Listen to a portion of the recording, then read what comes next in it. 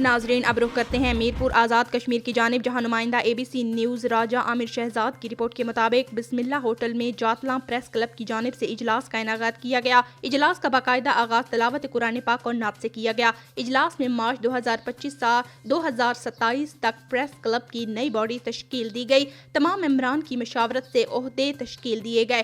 صدر چودھری بشارت، سینئر نائب صدر ڈاکٹر طارق محمود، نائب صدر راجہ عامر شہزاد، جنرل سیکرٹری چودھری غلام قادر اور دیگر عہدیداران و ممبران کے لیے عید ملن پارٹی کا اہتمام بھی کیا گیا۔ اجلاس کے اختتام پر چودھری بشارت کا کہنا تھا کہ میں تمام ممبران کا مشکور ہوں کہ مجھے آپ نے دوبارہ صدر منتخب کیا۔ ان کا مزید کہنا تھا کہ صحافت ایک مقدس شعبہ ہے، ہمیشہ سچ لکھو، ملک کی سلامتی کے لیے لکھو اور غریب کی آواز بنو۔ ملک کے مسائل اجاگر کرنا ہمارا فرض ہے۔